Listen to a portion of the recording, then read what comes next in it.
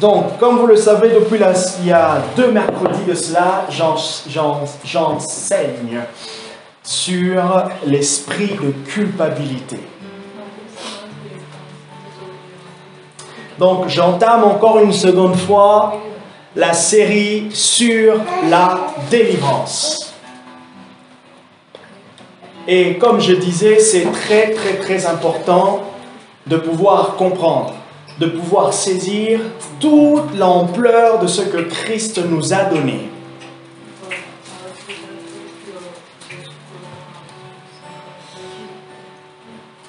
Le salut en Jésus ne se limite pas simplement, ne se limite pas simplement à être libre du péché, mais le salut en Jésus va au-delà. Et ça, c'est toute la richesse. C'est toute la richesse, désolé. J'ai le bébé qui me fait des très beaux sourires. Toute la richesse de ce que Christ nous a offert, et cela même dans la délivrance des démons.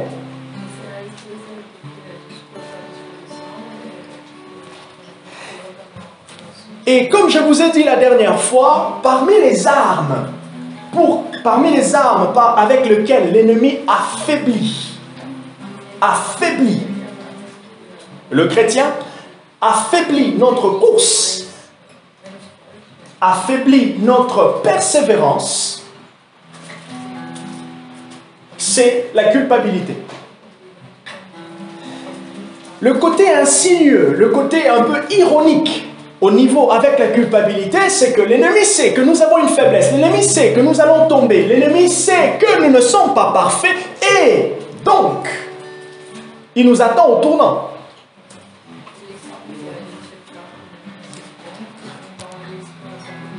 Alors, si vous sentez que je suis un petit peu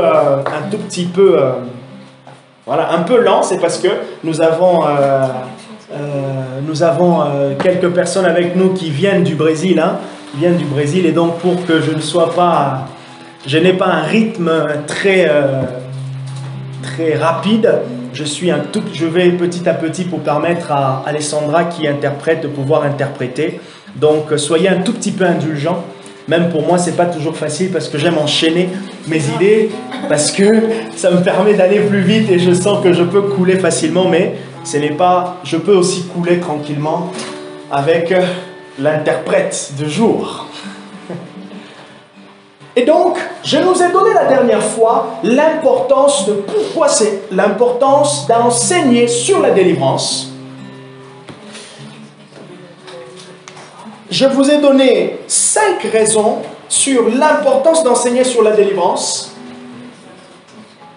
Je vous ai donné les types, les caractéristiques de l'esprit de culpabilité. Et maintenant, aujourd'hui, j'aimerais nous donner les remèdes. Comment on peut vivre dans la victoire lorsque l'ennemi nous emmène dans la culpabilité.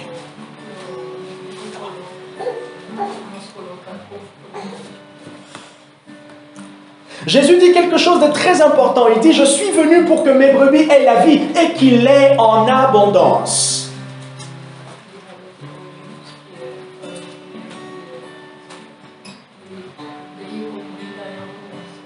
Je suis venu pour que mes brebis aient la vie et qu'il l'ait en abondance. Et cette vie abondante que Jésus parle va au-delà.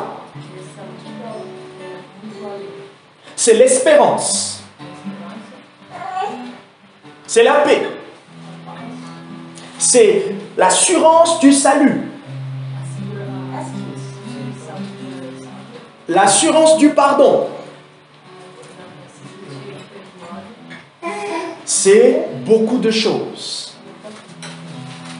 Et maintenant, parmi les armes que l'ennemi utilise pour nous affaiblir dans la compréhension de la vie abondante, il y aura aussi culpabilité. Le Saint-Esprit, c'est l'esprit de vérité. Et l'ennemi va toujours utiliser le mensonge. Il n'a pas commencé avec ça aujourd'hui, il a commencé depuis le jardin d'Éden. Donc remonter en Éden. Et ce n'est pas un mensonge qui est facile à détecter. Ou je veux dire, pas toujours facile à détecter. Ok?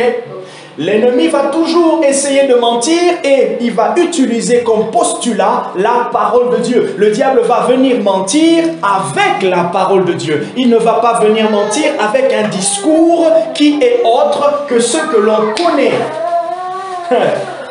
L'ennemi a utilisé la ruse avec Adam et Ève en utilisant la parole. Ou du moins, il s'est arrêté sur quelque chose dans la parole qui n'était pas vrai. Ou je peux dire, son interprétation des Écritures, n'était pas conforme à la volonté de Dieu. Ah, c'est là maintenant qui est très important. Le mensonge de l'ennemi, le mensonge du diable vient de son interprétation des Écritures.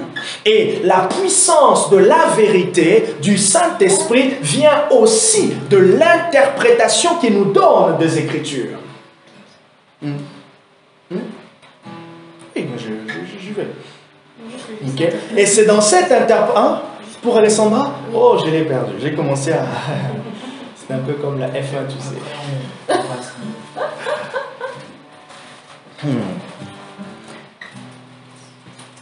Et c'est là maintenant que c'est important maintenant de pouvoir comprendre comment être libre et vivre de manière victorieuse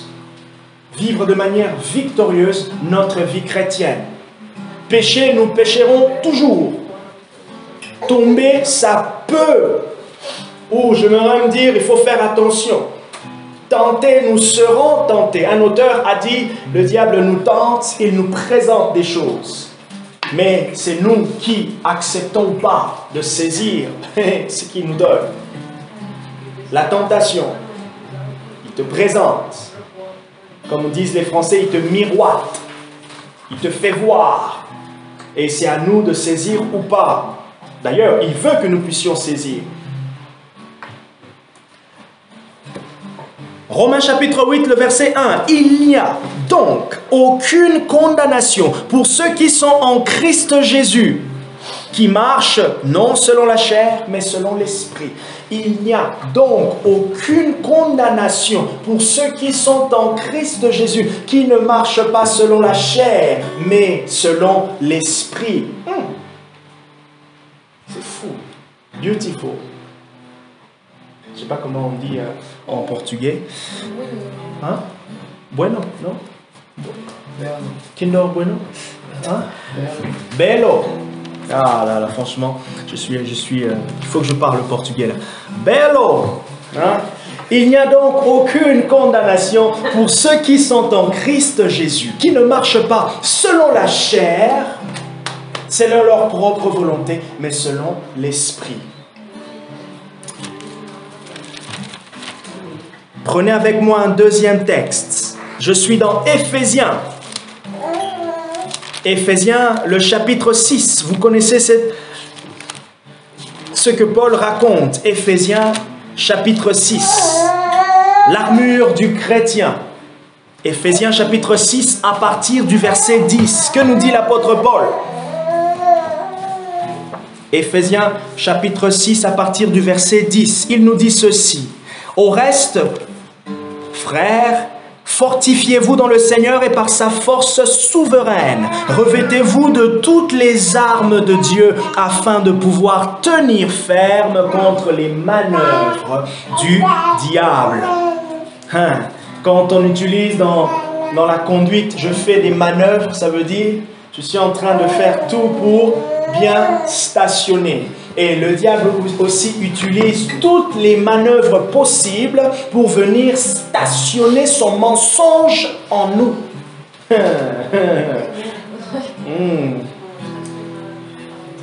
Je le répète. Le diable utilise tous ces manœuvres possibles. Créneau à gauche, créneau à droite. Ah, ça fait rire, je vous assure. Voilà, le diable, il parque bien sa voiture de mensonges. Et il fait installer tout ce qu'il faut.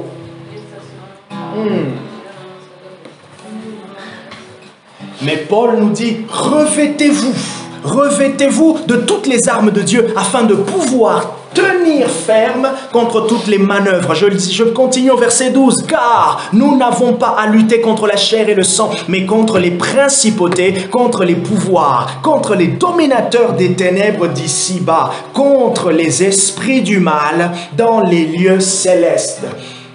Libéré de l'esprit de la culpabilité, c'est parce qu'il y a un combat. Il y a un combat. Il y a un combat. Il y a un combat. Il y a un ennemi derrière. Le verset 13, c'est pourquoi. C'est pourquoi prenez toutes les armes de Dieu afin de pouvoir résister. Prenez toutes les armes de Dieu afin de pouvoir résister plutôt dans les mauvais jours et pour tenir ferme après avoir tout surmonté. Verset 14 jusqu'au verset 17, il nous détaille les armes de Dieu.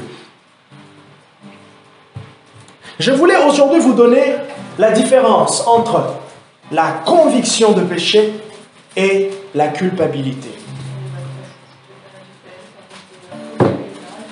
Rappelez-vous que la culpabilité vient du diable, mais la conviction de péché, c'est l'œuvre du Saint-Esprit. Jean chapitre 16. Jean chapitre 16, verset 7 au verset 11. Jean chapitre 16, verset 8 au verset 11. C'est Jésus qui parle et il dit ceci. Lorsque le Consolateur viendra.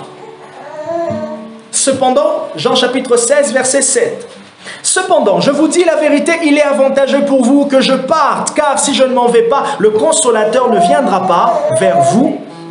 Mais si je m'en vais, je vous l'enverrai. Jean chapitre 16, verset 7. À partir du verset 7, le verset 8. Et quand il sera venu, le Consolateur, parlant du Saint-Esprit, il convaincra le monde de péché. Le Saint-Esprit convainc de péché. Toute œuvre de Dieu en nous commence par une conviction. Toute œuvre de Dieu en nous, notez-le bien, commence par une conviction. Même le langage de Dieu, la voix de Dieu amène toujours une conviction. La révélation de Dieu amène toujours ou conduit à une conviction. Jamais quelqu'un peut dire qu'il a écouté Dieu s'il n'y a pas la conviction qui précède son écoute.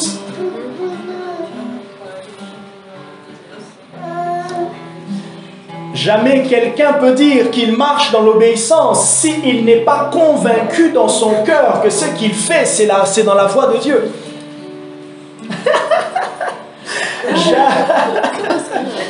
Hein? Jamais quelqu'un peut dire dans son cœur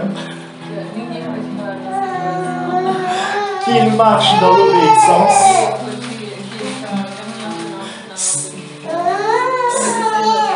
s'il n'y a pas la conviction de Dieu. Alors notez ceci, la différence en deux tableaux. Un côté la culpabilité, d'un autre côté la conviction de péché ou l'œuvre du Saint-Esprit. Regardez, là où la culpabilité, première chose, la culpabilité amène toujours des accusations. Il y a toujours une accusation.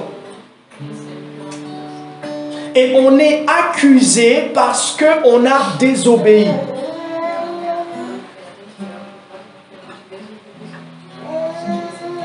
Et ce que la croix, Jésus a fait, c'est qu'il a cassé, détruit l'accusateur.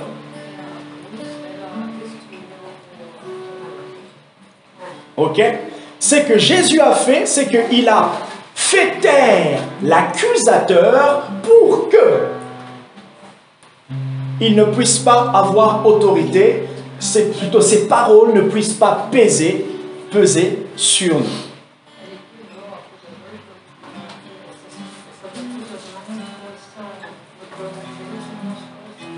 Et rassurez-vous, le diable est appelé l'accusateur des frères.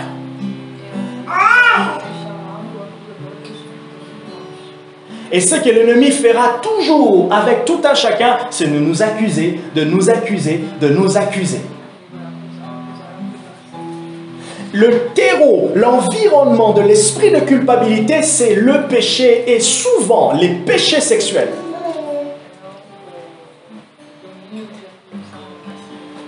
Ça fonctionne bien, l'esprit de culpabilité aime bien ça. La condamnation, lorsque vous êtes en train de lutter avec quelque chose que vous souhaitez abandonner, l'ennemi aime bien ça. Ça, c'est de la bouffe, de la nourriture pour l'esprit de culpabilité.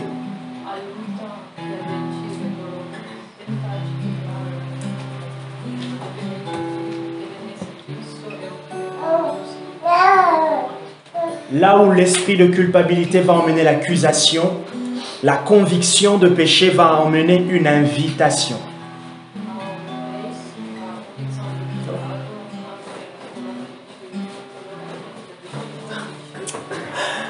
C'est pour cela que vous allez voir, et ça c'est la beauté de Dieu. Hein.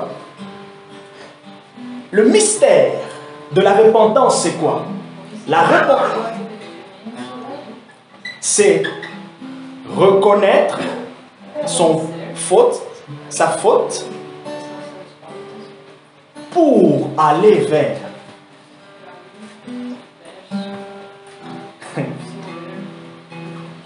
C'est fou, hein? Le Saint-Esprit ne nous emmène pas à la repentance pour qu'on reste là où on est. Non, il nous emmène à la repentance pour aller vers Dieu. C'est trop beau jeu, Rodrigo, ce que tu joues. Très belle compagnie. Et ça, c'est super ce que Dieu fait. Non, non, non, non, non, non. Le Dieu saint ne nous rejette pas. Il nous appelle. Celui qui pouvait nous rejeter, Dieu saint, qui pouvait nous rejeter, ne nous rejette pas, mais il dit « Come ». Et qu'est-ce qu'il utilise? La conviction. Deuxième chose, l'esprit de culpabilité va nous faire peser un fardeau, va nous faire porter un fardeau. Le Saint-Esprit, la conviction de péché, va alléger. Lights. Jean chapitre 8. Regardez avec moi, Jean chapitre 8. À partir du verset 1 jusqu'au verset 11. Qu'est-ce qu'il est dit? Jean chapitre 8 à partir du verset 1. Je ne veux pas lire, mais je vous donne simplement le passage. Il y avait une femme qui était prise en flagrant délit d'adultère. Elle était accusée par les pharisiens, mais elle a reçu la conviction de péché dans la présence de Dieu, dans la présence de Jésus.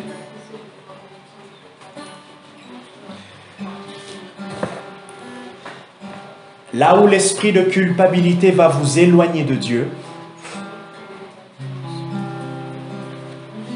la conviction de péché va vous attirer vers Dieu. Voilà pourquoi, le jour de notre conversion, on a reconnu Dieu comme Dieu, on a reconnu notre péché et on l'a accepté lui.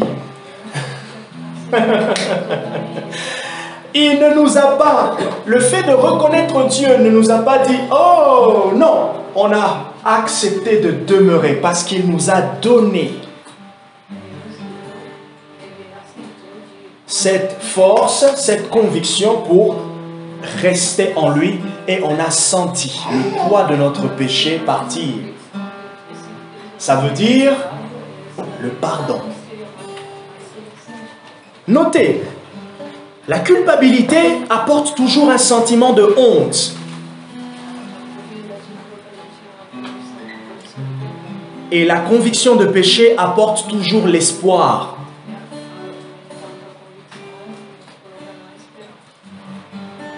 La conviction de péché, la honte, la culpabilité, la honte, le sentiment de honte, et la conviction de péché, l'espoir. Quatrièmement, la culpabilité va toujours vous donner envie de se cacher. Toujours envie de se cacher. Et la conviction de péché va vous donner l'envie de suivre Christ.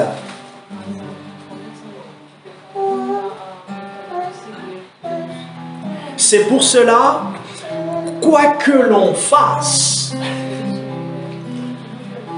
qu'on se sente déçu par un certain acte,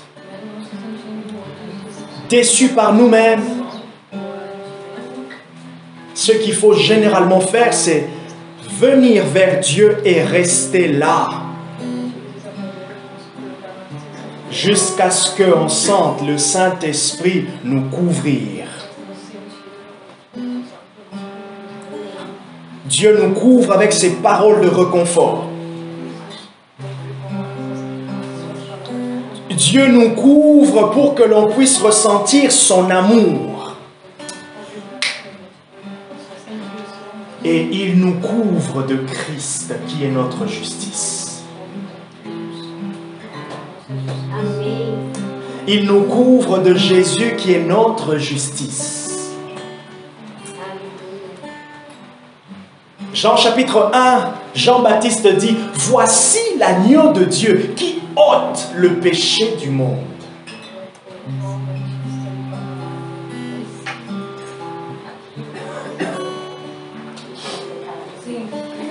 En gros, il voulait dire, « Voici celui qui ôte votre honte, la honte de votre péché. »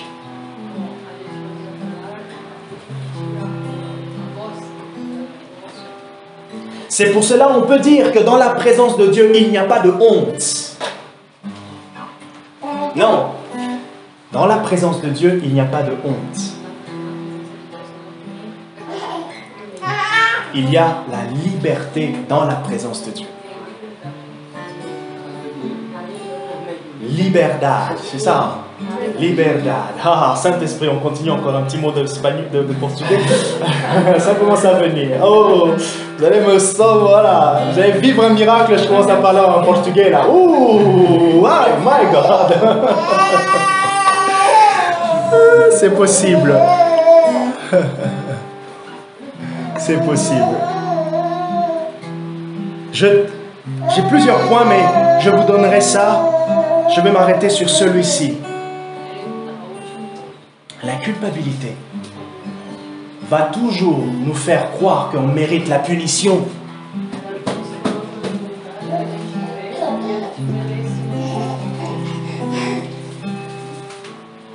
La culpabilité, vous méritez la punition.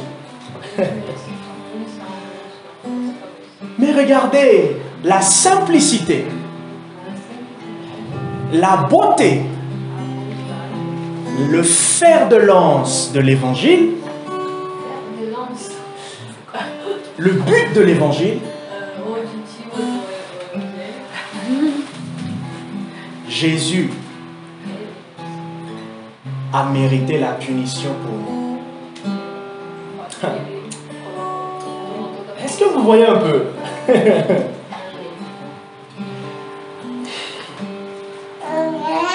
L'ennemi connaissant ça, il va toujours faire en sorte que vous puissiez croire, que vous puissiez écouter ne fût-ce qu'un peu.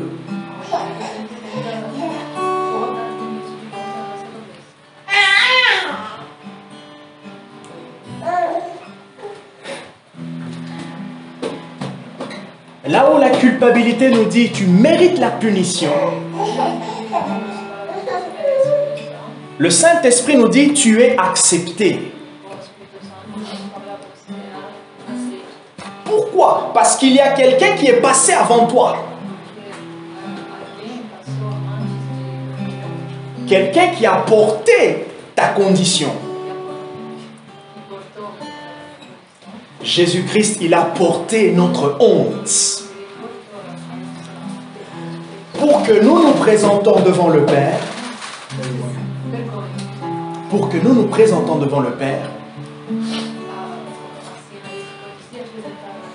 sans une honte. En fait, c'est ça la liberté. Esa libertad. Oh, c'est bon? Ah! Woo, my God! Rebo Choto! Amara, ça va, encore un peu de portugais. Tu parles plutôt de l'espagnol. Ah ouais?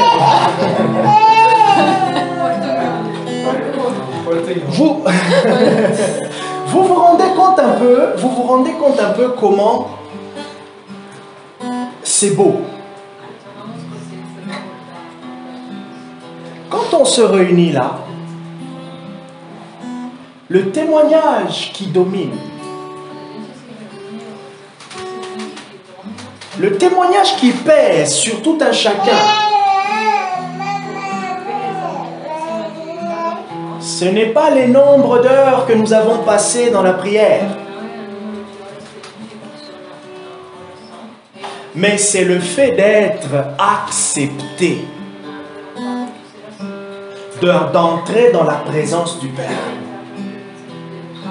La première chose que Dieu dit à Moïse, le lieu sur lequel tu te tiens est saint. Ôte tes sandales. Débarrasse-toi. Débarrasse-toi. Voilà pourquoi maintenant, ce que Dieu fait,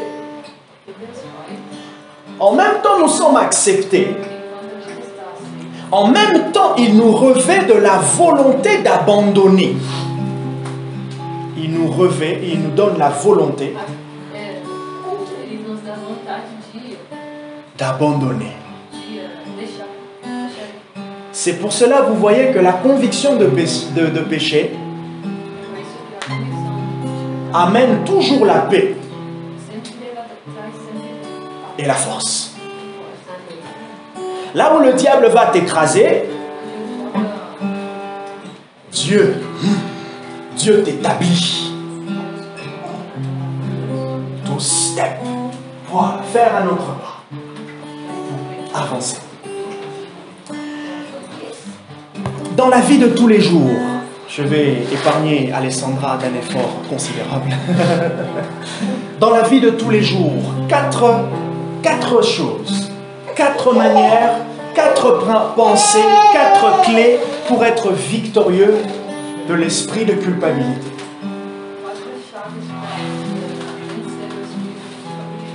Au fait, c'est un combat de tous les jours. Un combat de tous les jours. À chaque fois que vous sentez l'ennemi vous mettre un fardeau,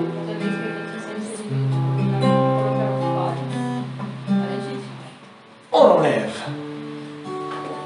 On se place sous le joug de Jésus.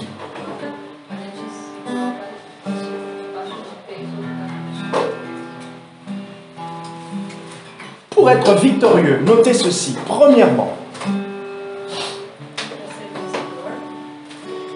accepter notre justification devant Dieu.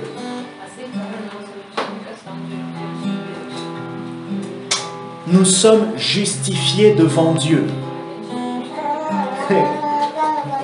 Jésus, il est devant Dieu pour nous. Le sacrifice de Jésus parle pour nous.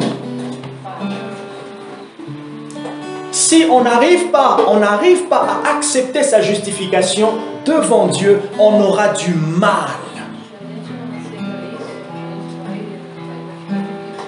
Et on va toujours ressentir le poids. On va toujours avoir le sentiment d'être puni.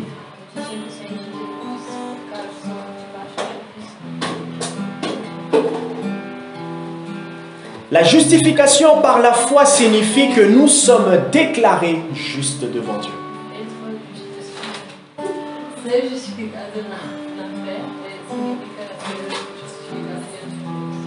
Ce n'est pas moi qui ai choisi de me déclarer juste, mais c'est Dieu qui me déclare juste. En gros, notre casier judiciaire spirituel est vide. Le casier judiciaire. Ah, je ne sais plus. Je ne sais pas comment on dit ça. The guilt. No more.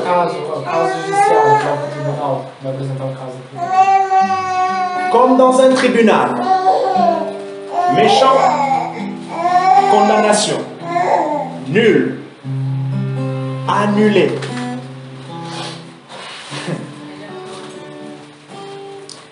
Donc ça veut dire remise en liberté.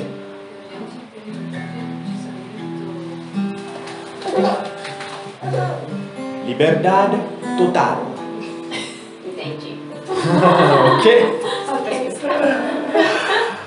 Deuxièmement, pour être libéré de l'esprit de culpabilité, il faut se rappeler que nous avons un avocat auprès du Père.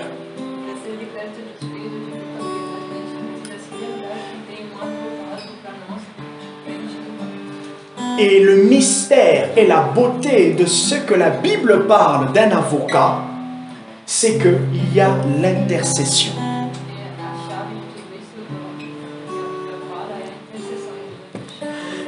J'aimerais nous dire ceci. Jésus intercède pour tout un chacun. Voilà l'avocat ce qu'il fait. Il intercède pour nous. Et donc, Jésus présente toujours les bons dossiers au Père, les bonnes paroles au Père.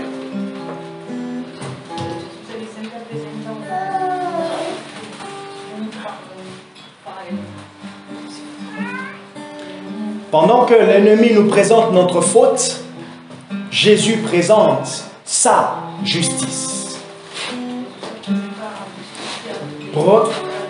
Première chose, la justification. Nous sommes justifiés. Je suis justifié. Deuxième chose, j'ai un intercesseur. Jésus ne se lève pas le matin et dit « J'ai la flemme pour Jean-Marc aujourd'hui ».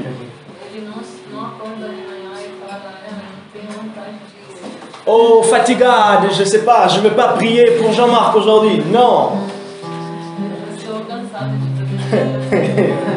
Oh, je suis découragé, il a refait les mêmes bêtises. Non.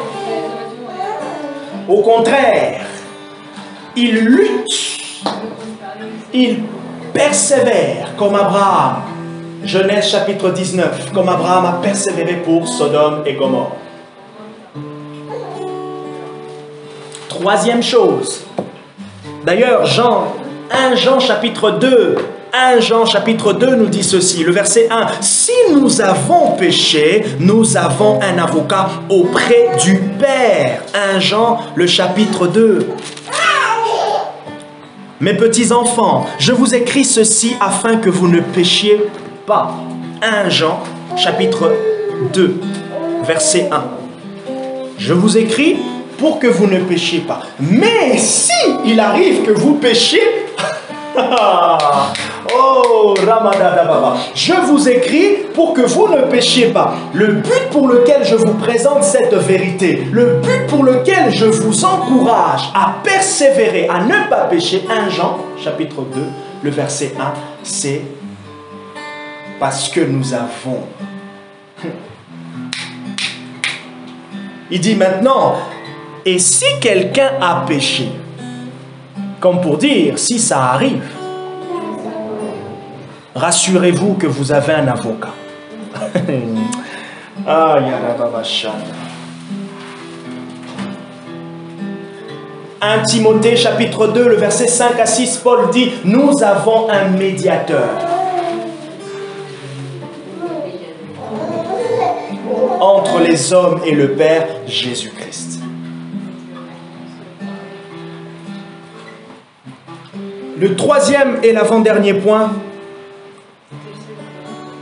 c'est important pour être victorieux de revêtir l'armure du chrétien.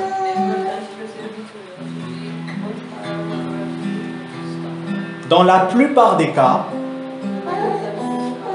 contre l'ennemi, ou la victoire contre le diable, c'est notre compréhension de la vérité. Ah, ça c'est une bonne phrase. Ça c'est une bonne phrase. 90% de la lutte avec le diable, ça se base sur la vérité.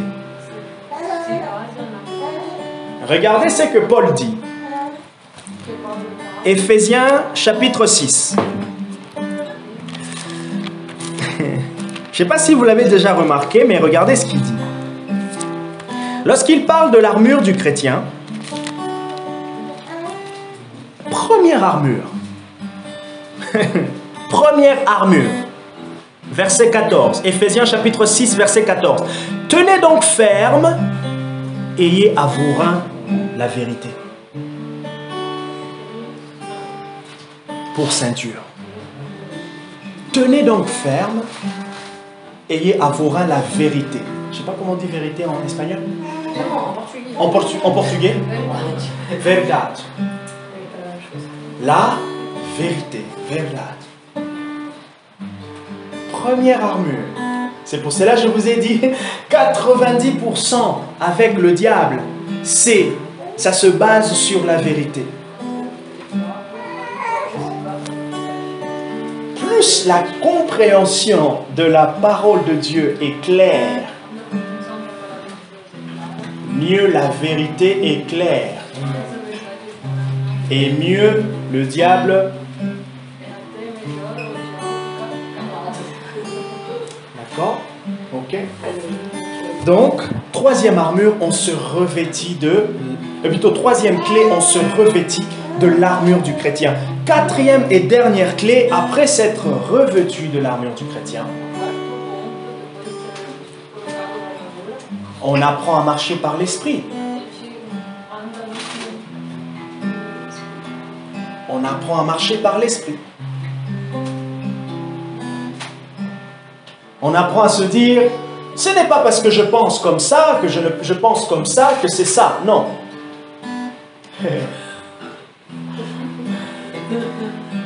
C'est vrai que ça, c'est pas facile.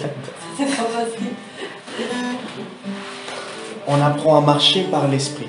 On accepte la vérité de Dieu comme telle.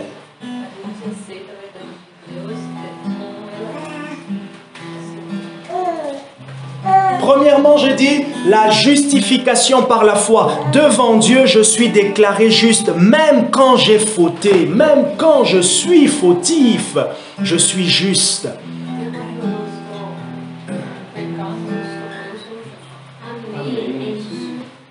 Deuxième chose, j'ai un avocat, j'ai un intercesseur. Troisième chose, je saisis l'armure. Et quatrième chose, je marche par l'esprit. J'enseignerai un peu sur qu'est-ce que vraiment, de manière pratique, sur marcher par l'esprit, pour que ça ne soit pas une notion vague.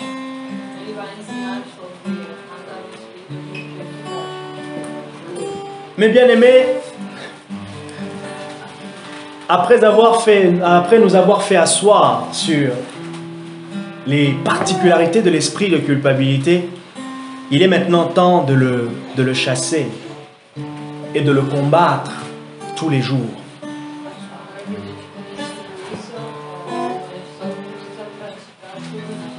Il est temps de saisir et de marcher dans la victoire.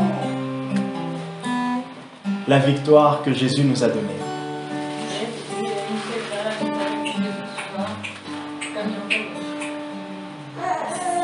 Lutter, nous lutterons toujours.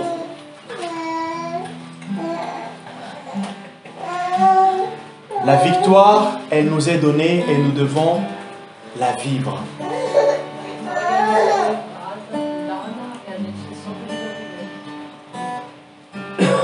De manière pratique, vous allez voir et on va l'expérimenter.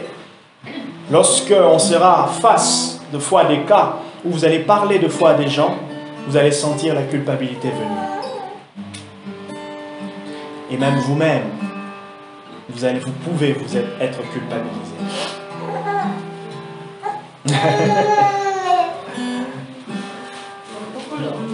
Un peu plus long. Mais Jésus nous donne la liberté.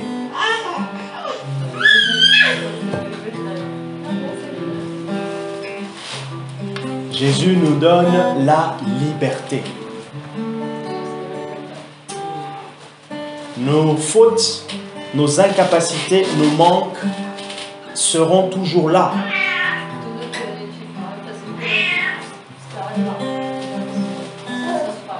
Comprenez aussi, l'œuvre de Jésus sera aussi là. Qu'est-ce qu'on choisit maintenant? Qu'est-ce qu'on choisit? Que le Seigneur vous aide, que le Seigneur m'aide et que le Seigneur nous aide tous. Nous aide tous.